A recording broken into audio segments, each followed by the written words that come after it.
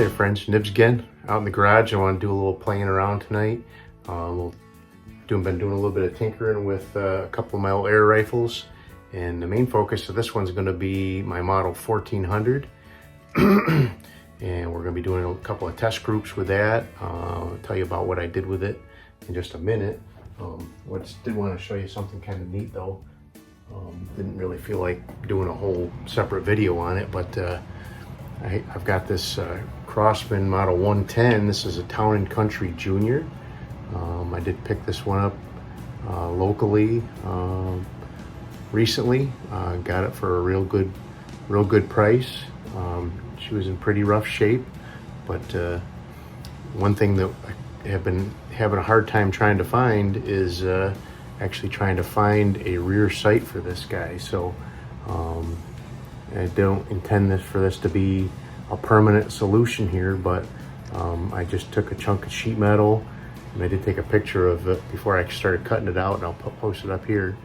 But fashioned up a nice little, I found a picture of what it's supposed to look like online and made a reasonable facsimile of what it actually is. So there we go. So now I can actually shoot this Crosman model 110. Best I can find, those were only made in like 1949, so they're pretty scarce. So I was pretty happy to find that one. But we are going to be doing some test firing with my Crosman model 1400, my newest Crosman model 1400. I do have another one, and I'll show you that one in a minute. But this one here was in pretty tough shape. If you remember seeing the pictures of it when I first brought it home, and maybe I'll post a couple pictures of that here too. The metal was all completely covered with rust scale, and I couldn't even, there's actually a roll stamp right there. I couldn't even see that there was a roll stamp right there. The wood was completely just dried out and really looked in pretty tough shape. But I used some of this, there it is. I used some of this on the wood. I really love this stuff. This is really awesome stuff. It doesn't refinish wood, but it really kind of cleans it up real good, gives it some nice pop, some life back into the look of the grain and everything. But cleaned up all the rust with brass wool and some oil. I don't think I'm going to do anything more to this one. This one's really got the survivor look now. You know, it's not ugly like it was, and it shoots. The only thing I really had to do to it mechanically, it had the droopy fore end, it would not stay up. That took a little adjustment here and a little pinch. There's actually a little piece of plastic right here that's supposed to catch on and keep that up, but it was spread out there for some reason. And then the other thing was, the pump cup was hard as a rock, and it would not pump up almost any air.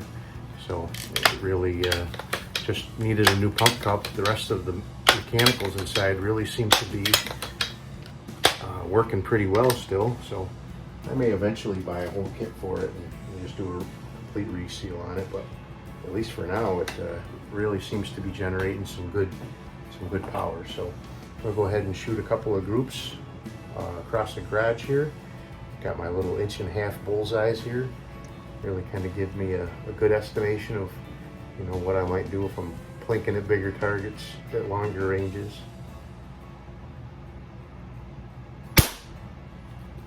But I only have 20 feet here, so we scale our targets down and make do.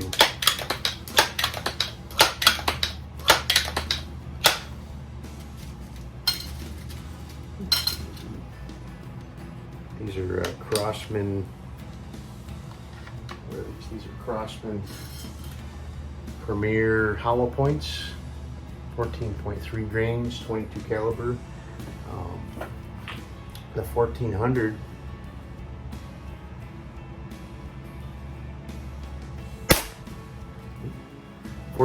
was I think one of the first guns that they ever offered where they didn't have a 17 caliber version of it as well, as far as I know. The Town and Country Junior, they had a 17 caliber of that. The 140, they had a 17 caliber of that. The 147. But by the time they came out with the 1400, they already had the 760 available, so I guess they figured they didn't need another 177 caliber.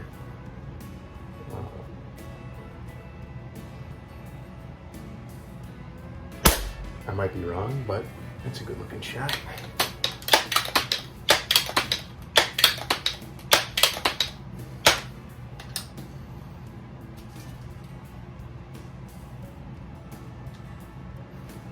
So yeah, I was really thinking this guy was going to need a complete overhaul and top to bottom refinish, but I'm really kind of happy with the way it turned out.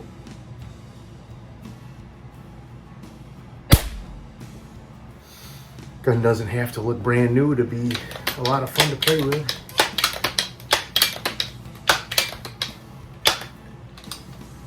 Do one more and then we'll show you that other 1400 and then we'll do another group.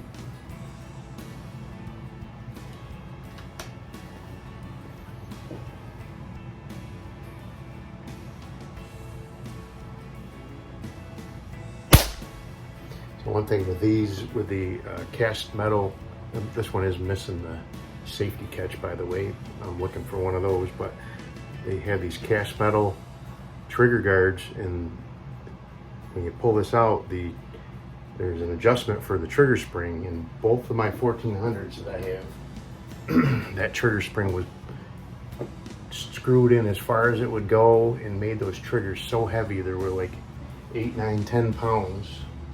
So you notice the wood on this one is so much more plain. It's just like I don't even know what kind of wood it is, but the grain is completely different. It's very closed, plain wood.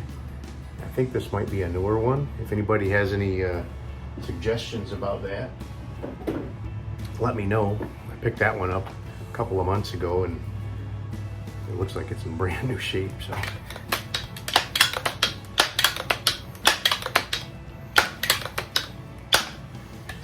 Eventually I'll have to do a head-to-head challenge with this one and that one. They both are excellent shooters. So one thing that I've noticed with these, one of the action screws is right down inside the loading port, and if you drop the pellet in there into that screw hole, it'll bind it up. So.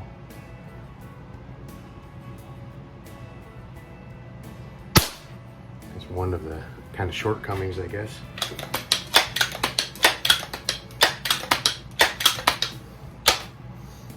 But the old girl's shooting pretty good. Real reliable, real accurate.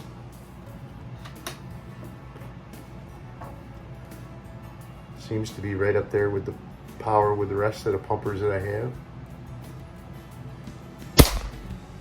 Oh, that sounds a little weak. Hey, man.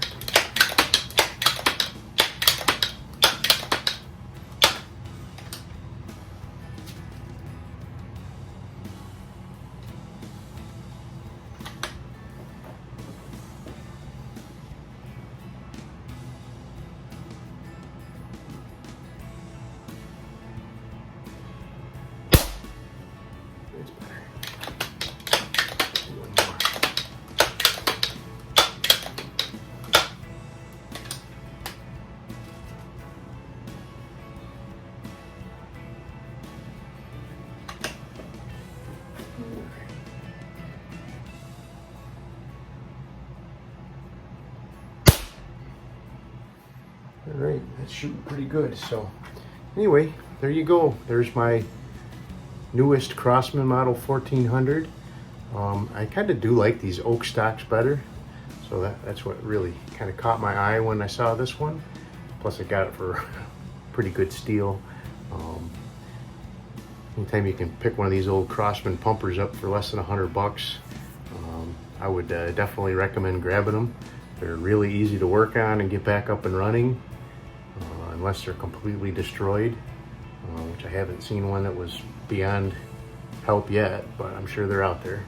But anyway, hope you liked the video. If you did, like, share, and subscribe, and make sure you hit that notification bell, and you'll be notified when I do post up new videos. But until next time, have a great day.